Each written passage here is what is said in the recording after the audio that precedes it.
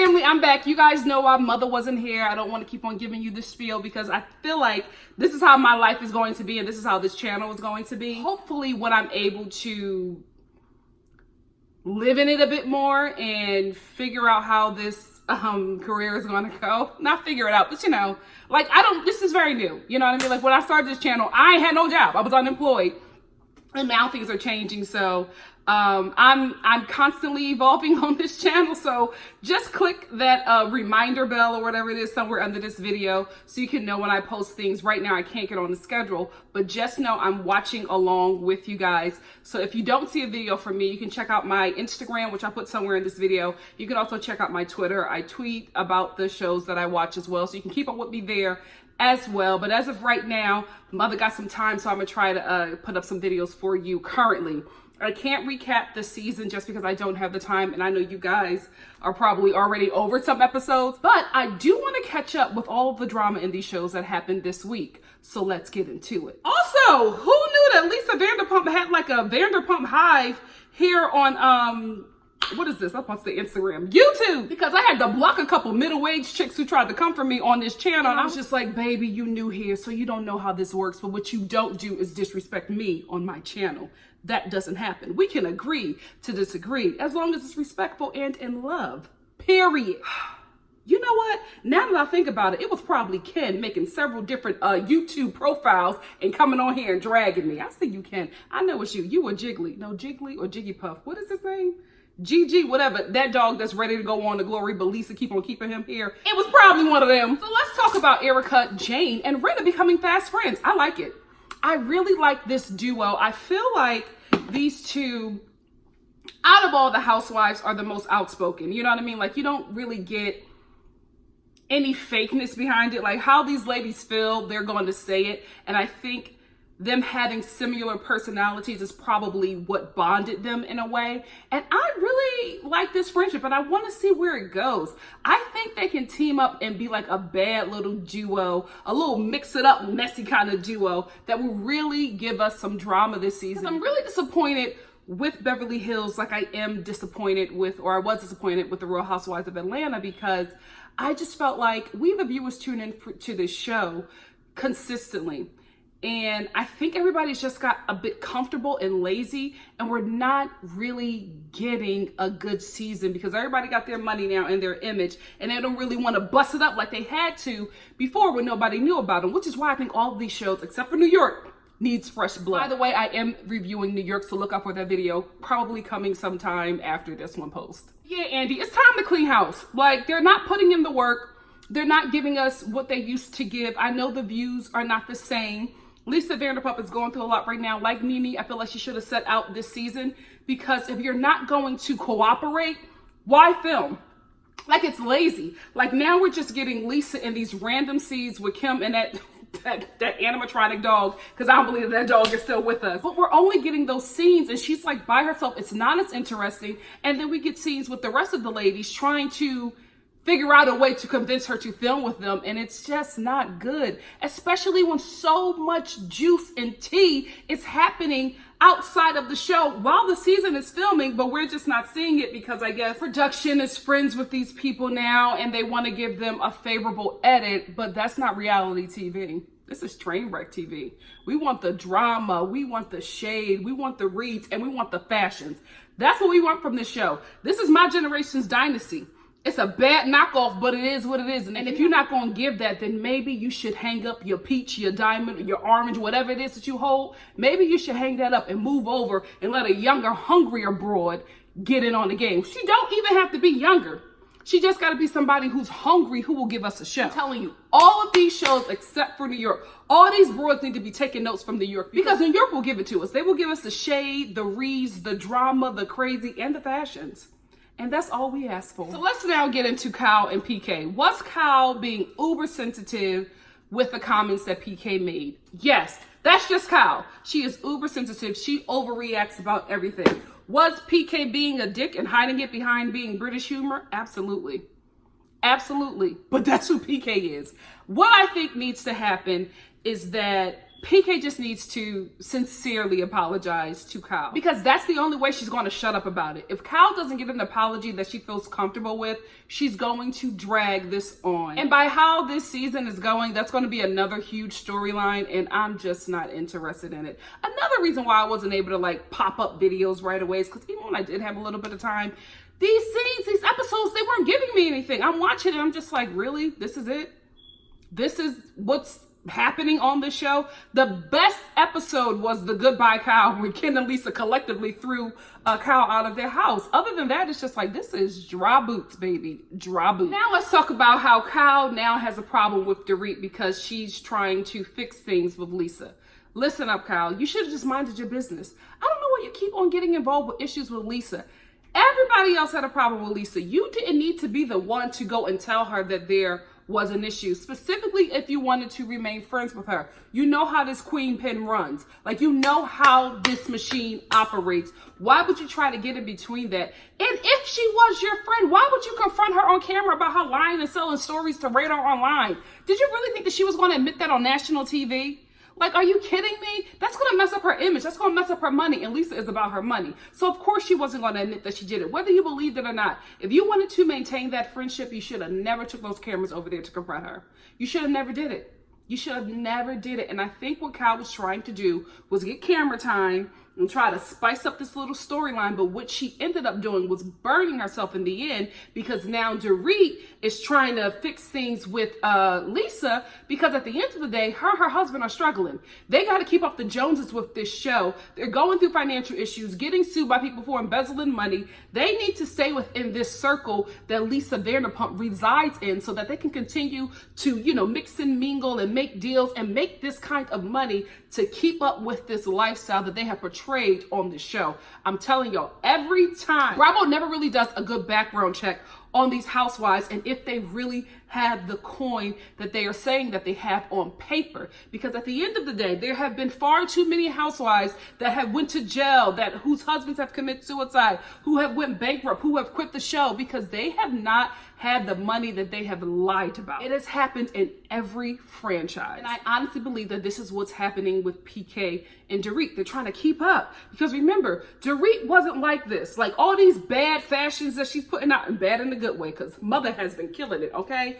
She looks sickening, right? But flying around a team, having everybody doing your makeup and beating your face for every scene, you know, even on your trips, you're providing all of this. You got to keep that up, because that is what you signed on for this show. And if you don't really have it, you're going to have stuff like, you know, that lady trying to sue you and get her money back, the $300,000 that your husband borrowed. Like, you're bound to be in a situation like that. A very interesting storyline that we're not filming. But anyway, that is why Dorit is trying to make this thing work. She probably herself doesn't want to mend fences with Lisa because she knows that she sold the story.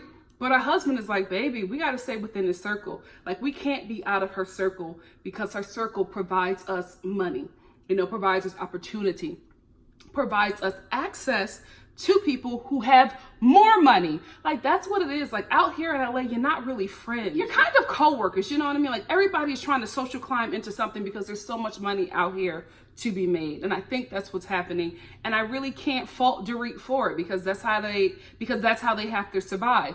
Kyle's problem is she got in the middle of something that she had no business getting in the middle of. And speaking of people who had no business getting in the middle of something, let's talk about Teddy. Sis, you can't be pissed that Dorit cussed you out, as she should, when she was trying to smooth things over with Kyle, who her husband offended. Why are you jumping and making all these comments and then playing victim? Teddy, any woman in that position, in Dorit's position, would have cussed you out. You so lucky that's all you got away with the cuss out, because women are very sensitive about their husbands. Women don't play about their husbands. You might be able to get a little bit of space with a boyfriend for some women, but for a husband, even the most daintiest, the kindest, the sweetest woman will read you for filth, especially in a heated moment like that. Especially when she's trying to repair her husband's image to the world and to this cast, because he didn't come off very good for the last season that they were on. And she's trying to fix it with Kyle. You're jumping in, adding fuel to the fire that she's already putting down. And then you're sitting up there getting shocked that she cussed you out.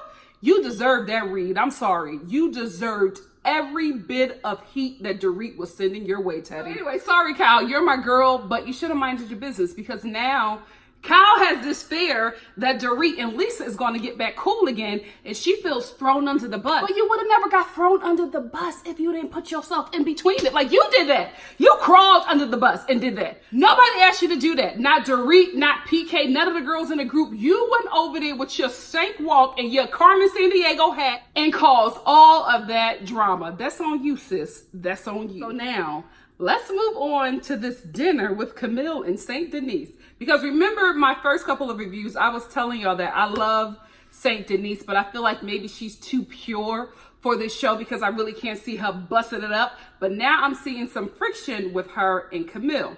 Here is why. So Camille and Denise are out to lunch, and Camille is just dragging Teddy. Now, I will say this. Poor Camille, I feel like her storyline this season, she's a friend of the show, but I feel like she's White Marlowe. You know what I mean? Like, she is just being messy. Like, that is her role this season, is just to stir the pot, to plant little negative seeds and watch them grow. Like, that is what she's here to do this season, because in everything that I've seen Camille in, she's always starting some kind of drama. Like, even that whole Kavanaugh thing where she was crying, I'm like, regardless of how we all feel about Kavanaugh, right? The fact that you compared yourself to somebody who was being confirmed as a Supreme Court judge for the United States of America, like, sis, you are delusional. Delusional that you was on the same playing field to even relate to that situation. Like, you two were in a space where the weight was the same. That was my issue with her and that. Like, you're going to think however you want to think. You know what I mean? And I know that 9 times out of 10 that wealthy people are going to vote a certain way because they don't pay taxes. Like, you know what I mean? I'm talking all this middle class stuff, you know, this middle class liberal stuff now, but I'm broke. And I ain't really got no money. I don't know how I'm gonna feel when I got some coins. Let me stop lying. My heart, I could never be a Camille. Never. I cannot stand people who came from nothing, you know what I mean, and got wrapped up into some money that they really didn't earn. And now they're taking on this pump. It's like, oh, excuse me. Like, Kelsey Grammer can act like that, not you. What you do? What you do for that money? Anyway, so that is her arc this season, to be the messy friend. So anyway, she's having dinner with St. Denise and she's dragging Teddy. Denise, who was starting to become my girl, was just like, I got a problem with how she's talking about Teddy, because here is why. If you can talk about her like that to me and then be in her presence and still, you know, come off friendly, then I'm feeling like you can do the same thing to me. And Denise is absolutely right. I am weary of any chick who got beef with another girl that she's close with or friendly to and will say all of these things about her, drag her to me, and then see her be like, how are you? Kissing and hugging her. And I'm just like, you're not going to take one moment to tell her a piece of everything that you just told me about this girl. I don't trust you. I don't trust you. You're a messy, vile person. And I know that once you leave me, you'll do the same. That's how those people are.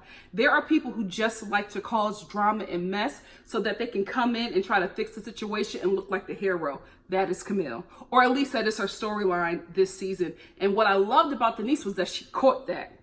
She caught that right away. She was just like, so I don't want to be hanging with this girl. I don't want to tell her anything about myself because I see who she is. And I was just like, okay, Denise, I'm starting to warm up to you. Now let's talk about this dinner. Ken, oh gosh. This dinner with Ken, Lisa, PK, and Dorit. You know what? I would love to have a husband who will defend me, right? Till the end. I also don't want to have a husband that defends me blindly. Like, you don't have to check me in front of people, right? But if you know that I'm like doing something wrong, if you know that maybe a lie I told has caused so much drama, I would want you to be the one, not expose me, protect me, but at least be somebody who's trying to heal and mend and fix the situation, especially when you know that I created it, right? Ken is bothersome because they all sit down at this dinner and Dorit is trying to fix the situation, but she's not trying to take what Lisa Vanderpump is giving her lying down. And I respect her for that, because she's just like, look, I believe that you still sold that story to Radar online, but I feel like our friendship is bigger than that, and I want to work on it. I don't like what you did, but I want to work on it, and I want to move forward from here. Can we move forward? And honestly, I feel like she's just doing that to appease her husband, because I feel like PK probably talked to her and was just like, we need this friendship. Let's not mess it up.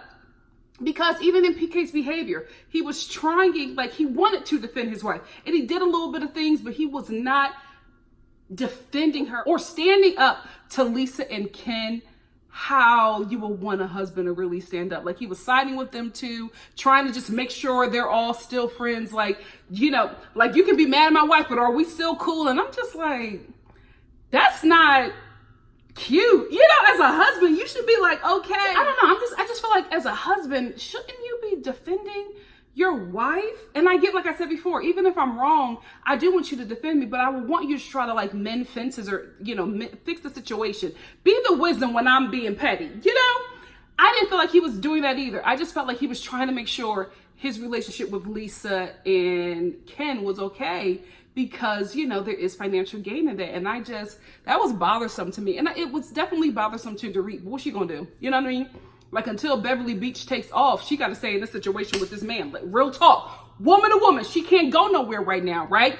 Them Bravo checks ain't that much either. So she can't really survive on her own. So she's just like, I'm going to just sit with this. And it's also, you know, probably some love there and a whole lot of, you know, stuff that has to happen with that. So she probably is just like, I'm just going to take this, you know. And also, I know what my husband is doing. I know why he has to grovel like that. Although it may look, you know, disrespectful on national TV, I know what's going on.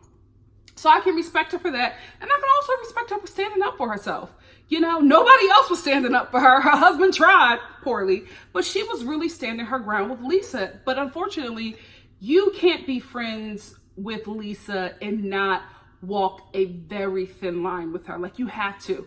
To be friends with Lisa Vanderpump, there are a lot of rules. Because Lisa has had access to money for a very long time, she has crafted a community of friends that will bend to her every will. Even on her show, she has these people who are like fawning over her because she has opened up doors for them and given them opportunities that they probably couldn't have gotten on their own. You know what I mean? So I feel like Lisa is that friend that will help you with things, but there's always strings attached. Like, I will do this for you. I will bring you here. I will introduce you to this person. I will give you this job. I will make you a partner in a restaurant.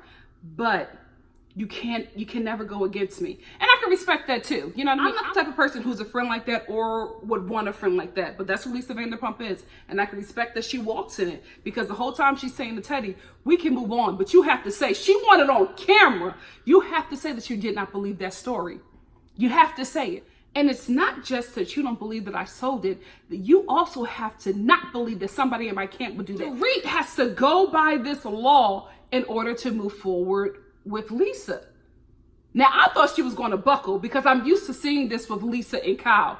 Kyle buckles every time, but now that Kyle is starting to get some money, she's not buckling no more. Now that Maurizio's business is doing well and they bringing in kind of the same coin as Lisa and Ken, she's not buckling no more. She's comfortable. She's safe. Dorit, not so much, but she still did not buckle. And I had to give it to her. I really, really did. I also had to give it to her for that Chanel look that she has in her confessional. That looks really good on her. Like, I really do. I think that her glam squad is really taking risks. I do kind of feel like they're biting a bit off of Erica Jane's glam squad with some of her looks. But this Chanel look was really cute. She's doing a lot of looks. She has like this 1980s prom dress party girl look that she wears with like the sparkly earrings and, you know, this satin dress with this really great hair. Let me tell you something. The gay black men that style Dorit are doing the damn thing. Because it's gay black men behind that. Ain't no way. It's gay black men, I guarantee you. Some of the looks that she is pushing, I'm just like, this looks very sisterly. You know, like, I would see this on a sister. Like that Chanel look, I'm recreating that. When I get a nice little coin and I can really pull it off the way I want to, because that's a bad look. But I would never think to see it on a white woman. You know what I mean? Like, I was just like, you didn't come up with this look. This episode ends with the ladies meeting, of course, separately, sans Lisa, because she refuses to film with them. And she's also having this cultural appropriation party to celebrate the decriminalization. That's a lot to say. decriminalize it. You know, gay people in India ain't getting killed no more. So that is what she was celebrating. And listen, because there were a few people, a few, who had an issue with me talking about Lisa's charity. This is what I'm saying, guys. I just feel like Lisa's charity is self-serving. I don't feel like Lisa does her charitable things unless you know about it. I feel like she's the same way with her friends. Like, I will be a friend to you, but there's strings attached. Like, you have to fawn over me. You have to, everything that I'm giving you, you have to be grateful that I'm doing this and let me know every time and treat me a certain way and let me treat you a certain way because this is what I'm doing for you. Bethany's the same way with her charitable, gifts or whatever. Her relief efforts. Like, she's the same way. Like, when she does something, you have to see it. Like, there was a scene where she went to like Puerto Rico to help out and she was holding a check or a gift card or something for this woman. And this woman was sitting there wanting the gift card. But Bethany wouldn't give her the gift card until they took the picture for her to post on her Instagram. As soon as they took the picture, she gave her the card and went on about her business. And it's just like, I guess because maybe if you've been sitting in a seat of privilege for so long and you're so far removed from the struggle, you don't remember. Like, you don't remember what that was like because you're so far removed from it. So maybe that's what's going on with her. But I feel like all of her charitable efforts, it's just like, you're having this party to celebrate, the liberation of the LGBT community in India, which is amazing, right? But I feel like all of her efforts are self-serving and they also reach far out. And I think she reaches far out because it's safe that way. This is my thing. If Lisa really is this LGBTQ ally, then why aren't you fighting this current administration? I get it. You're wealthy. You probably voted for him. I get it, right? But my thing is, the LGBTQ community is being persecuted right here in the United States where you live. They're being persecuted. They're being banned. They're about to decide right now if you can fire them for being gay. Like, this is what's happening right now.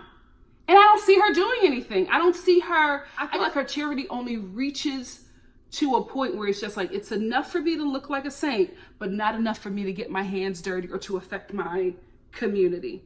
You know what I mean? Because if she starts doing stuff like that, it affects the money. It affects the people who will be around her. So she thinks.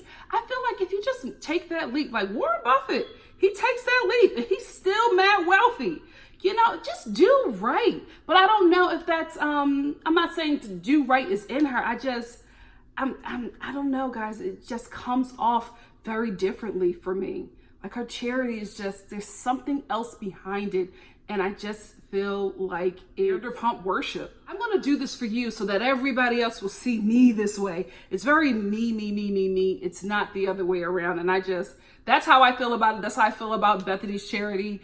And I'm not changing my opinion until they change their behavior. So you're going to have to deal with it. If you don't like it, there's other channels. Anyway, I want to end talking about Dorit, how she told the girls what had happened at dinner with Lisa and PK. And that's when Kyle was getting all trippy and just like, oh my goodness, you talked to her, but I defended you.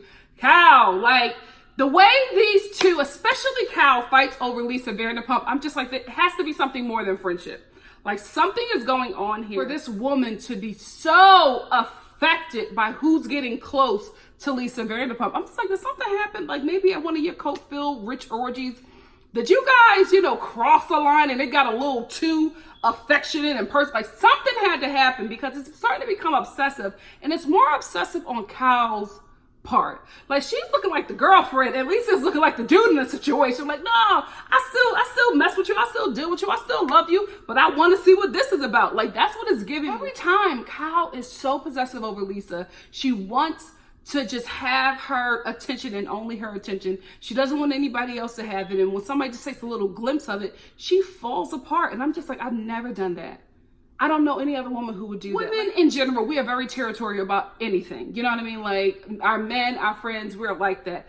I've never seen it get to this obsessive part unless something else was underneath that. That's all I'm saying. So anyway, Dorit tells the ladies what went down at the dinner. And everybody, including Erica Jane, who started it off, she was just like, your husband ain't defend you. And then in her confessional, she was just like, listen, if you got a problem with my husband, you got a problem with me. And if you got a problem with me, then you got a problem with my husband. Yes, absolutely, sis. Like for me, I'm like, we one flesh. You can't beef with me and not beef with my husband. It's the same way with my family. You can't beef with me and not be beefing with my mom and my sisters. That's just how the cookie crumbles. I was on the side of Erica Jane too when I was watching this. I was just like, thankfully, somebody can see what I see. Because I was just like, I get that PK is trying to keep his coins, but you got to defend your wife at all costs. Even when she's wrong, check her in private and help her fix the situation. But you're sitting over there saying at the dinner, oh, are we cool, Lisa and Ken? While Lisa is giving your wife the middle finger and telling her she don't love her and all this stuff, like, wouldn't have been me. Thank you, Erica Jane, for catching that. Anyway, that's where this episode ends, and that's just what I wanted to talk about from the episode. Let me know what you thought about this episode in the comment section below. And if you like what you see here, please like, comment, subscribe, and share, and I will see you next week, bright and early, hopefully that night, for the next episode of The Real Housewives of Beverly Hills. Love you guys. Thank you for stopping by. Please check that notification button because the sister probably won't be on schedule, but I guarantee you it'll be worth the wait. Love you much. Bye.